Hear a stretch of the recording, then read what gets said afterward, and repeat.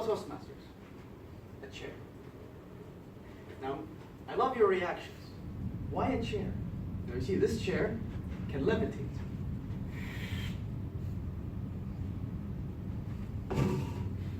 Magic. Now, the whole point of me pulling out this chair wasn't my poorly executed magic trick that I learned off a hobo, but it's your reactions.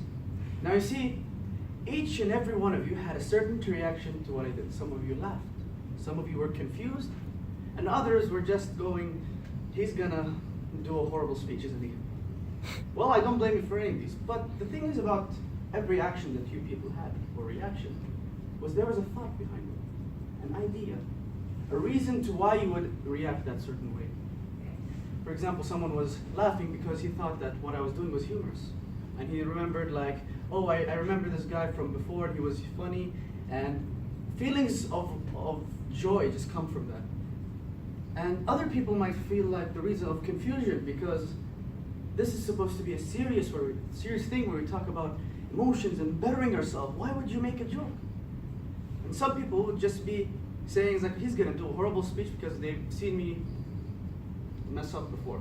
But that's not the point. The point is that each and every one of us has something different than someone else. We all have similar actions, but different ideas. We could have 3 actions, and behind this tiny spectrum of what we could do is a huge gap, a huge void of ideas and thoughts of what can control us. Which is what I want to say. Is a man his thoughts or his actions? Let me put it this way. A man walks through the park and he sees a dehydrated cat.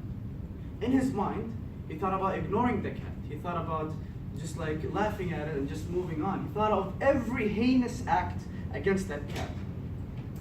But eventually, he went and bought some water and came back and gave some to the cat.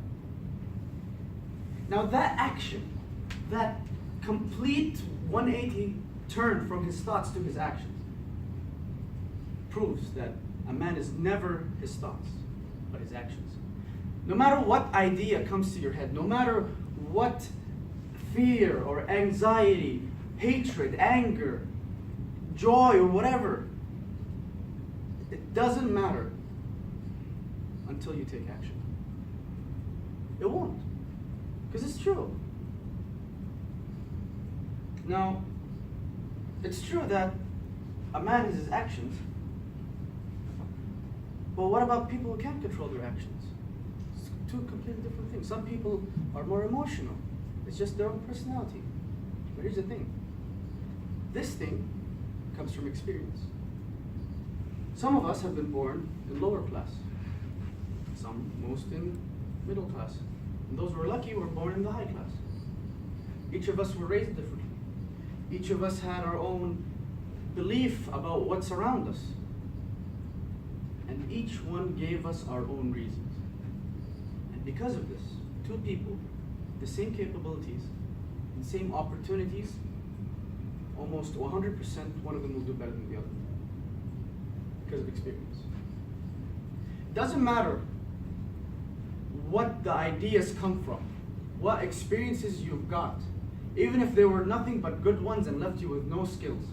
It doesn't mean that you're lost. It doesn't mean that you're better than everyone else either. It means that you still have room to grow. And the idea of having your actions just based solely on things that you were given by others is preposterous. All of your actions come from your own desires. All of your actions come from what you want to do. And your ideas and the thoughts, everything that come to you isn't part of you. What you decide is part of you. What you decide to do about your life is part of you.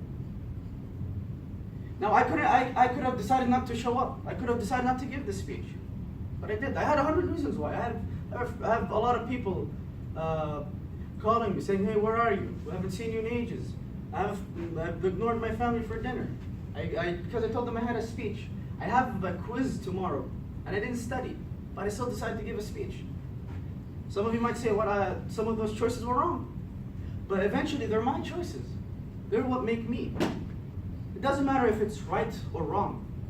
A decision has to be made by your actions, not your thoughts. And having conflicting thoughts will give you conflicting actions and result in have conflicting results.